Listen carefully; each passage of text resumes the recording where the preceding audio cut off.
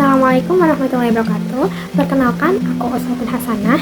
Dan di video kali ini aku mau bahas salah satu film Indonesia yang menurutku tuh keren banget dan punya makna psikologis yang dalam.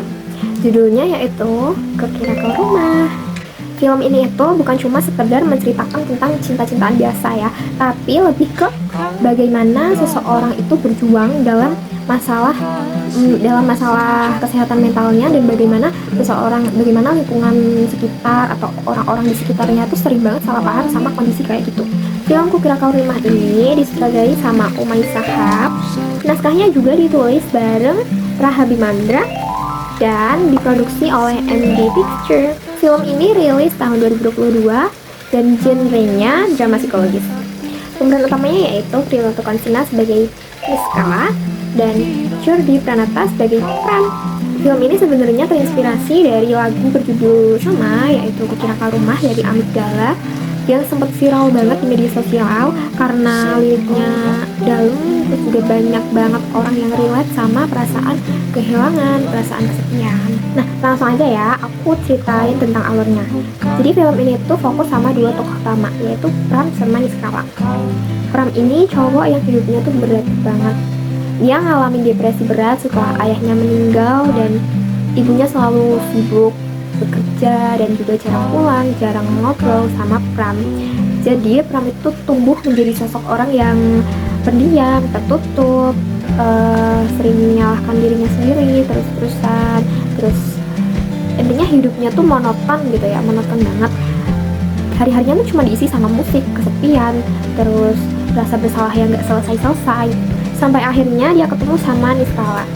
Niskala ini cewek yang kelihatannya tuh ceria banget, penuh semangat, tapi ternyata dia punya bipolar disorder. Jadi emosinya tuh kayak suka naik turun dengan cepat gitu. Kadang happy banget, kadang juga tiba-tiba bisa down parah. Pertemuan mereka jadi titik balik. Buat Pram, Niskala itu kayak sinar di tengah gelapnya hidup. Tapi buat Niskala, Pram adalah tempat dia pulang dan ngerasa diterima tanpa harus pura-pura gitu ya. Sayangnya hubungan mereka nggak semulus itu, dan kondisi mental Niskala tuh bikin banyak konflik ya. Terus juga keluarganya Niskala nggak setuju sama hubungan mereka, terutama ayahnya Niskala. Akhir ceritanya tuh bittersweet banget. Jadi film ini tuh ngasih pesan bahwa cinta itu nggak bisa menyembuhkan segalanya, tapi bisa menjadi tempat pulang untuk seseorang yang sedang berjuang. Kalau dilihat dari temanya, film ini kuat banget di isu kesehatan mental. Pesan yang mau disampaikan tuh sederhana tapi penting, yaitu orang dengan gangguan mental itu bukan untuk dihakimi, tapi untuk dipahami. Banyak banget orang di sekitar kita yang kelihatannya tuh baik-baik aja, kayak gak ada masalah gitu, terus happy terus, padahal di dalam dirinya tuh dia lagi berantem gitu sama pikirannya sendiri. Jadi film ini tuh ngajak kita buat peka, buat gak asal bilang orang lebay cuman karena mereka kelihatan sedih terus. Nah, sekarang aku mau bahas karakternya. Di sini Pram diperanin sama Jordi Pranata. Di awal Pram digambarkan sebagai sosok yang pendiam, suka murung, terus kayak nggak punya arah hidup gitu. Setelah kenal sama Niskala, setelah ketemu sama Niskala, pelan-pelan Pram mulai berubah gitu, mulai bisa terbuka, terus mulai sembuh dari depresinya. Sementara Niskala yang diperankan oleh Prilly Latuconsina, dia adalah sosok yang luar biasa sebagai penderita bipolar. Kadang bisa ketawa lepas, nyanyi, menari, tapi di momen lain dia juga bisa sedih tanpa alasan. Adegan-adegannya tuh nunjukin gimana orang dengan bipolar disorder itu berusaha hidup normal meskipun pikirannya tuh kadang gak stabil. Ada juga Ibu Pram yang mewakili banyak orang tua di dunia nyata, sayang tapi gak tahu caranya menunjukkan rasa sayangnya. Di akhir film dia sadar gitu kalau anaknya tuh nggak cuma butuh uang ataupun fasilitas, tapi juga butuh dia sebagai sosok orang tua di sisi anaknya, butuh ditemani, butuh didengarkan. Semua karakter berkembang dengan realistis. Mereka punya luka, tapi mereka juga punya harapan. Film Kukira Kau Rumah pakai bahasa yang puitis dan penuh simbol. Terus rumah di sini tuh bukan cuma tempat tinggal, tapi lambang rasa aman dan rasa diterima. Dialognya tuh simple tapi dalam, kayak misalkan Kukira Kau Rumah, tapi ternyata cuma singgah. Kalimat itu diulang buat nunjukin perasaan kehilangan dan kecewa. Warna filmnya lembut, pencahayanya natural, dan banyak adegan close up biar kita bisa ngerasain emosi tokohnya. Musiknya juga nyatu banget sama cerita, bikin suasana makin haru dan hangat.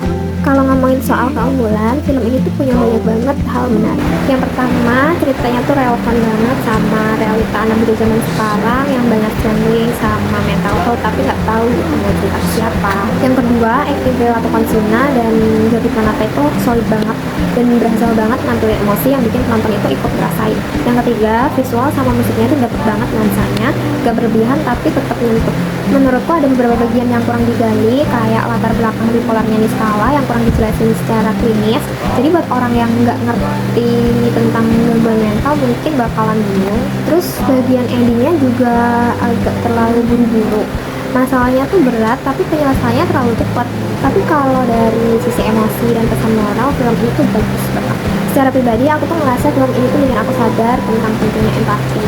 Kadang kita terlalu sibuk sama hidup sendiri sampai kita tuh lupa kalau di sekitar kita tuh ada orang yang lagi berjuang. Dari film ini aku belajar kita itu nggak perlu nunggu seseorang, cukup temenin aja sampai dia bisa nemuin rumahnya sendiri. Rumah di sini itu bukan rumah yang rumah ya, tapi tempat kita merasa diterima dan menjadi diri sendiri tanpa harus pura-pura. Film ini nyambung banget sama teori humanistik karena Niskala pengen diterima apa adanya dan butuh ruang untuk menjadi dirinya sendiri. Juga kelihatan unsur psikodinamika lewat konflik batin dan emosinya yang naik turun karena bipolar. Selain itu ada sentuhan kognitif perilaku, waktu cara pikir, dan rasanya mulai berubah setelah ketimpangan. Intinya film ini tuh nunjukin pentingnya penerimaan diri, dukungan orang lain, orang sekitar untuk kesehatan mental. Dalam Islam juga diajarkan untuk tidak berputus asa dari rahmat Allah. Allah berfirman dalam surat Yusuf ayat 87, dan janganlah kamu berputus asa dari rahmat Allah. Sesungguhnya tiada orang yang berputus asa melainkan orang-orang kafir. Artinya seberat apapun beban hidup kita selalu ada harapan kalau kita percaya dan berusaha. Rasulullah Shallallahu Alaihi Wasallam juga bersabda, setiap penyakit ada obatnya dan bila obat itu sesuai dengan penyakitnya, maka ia akan sembuh dengan izin Allah. Hadis riwayat Muslim. Jadi gangguan mental juga butuh perawatan, bukan penghakiman. Kesimpulannya, film Kukira Kau Rumah ini cocok banget buat siapa aja, terutama mahasiswa psikologi, pendidikan, dan juga orang tua. Film ini ngajarin kita untuk lebih peka, lebih empati, dan berhenti untuk menyepelekan masalah batin orang lain. Menurutku film ini tuh layak banget buat jadiin referensi tambahan buat mata kuliah psikologi karena menggambarkan aspek emosi, kepribadian, dan gangguan mental secara nyata dan menyentuh. Kau bukan rumah, kau namanya skala. Seperti magnet pada umumnya, skala hanya bisa menarik, dan aku tak kuasa untuk tidak tertarik.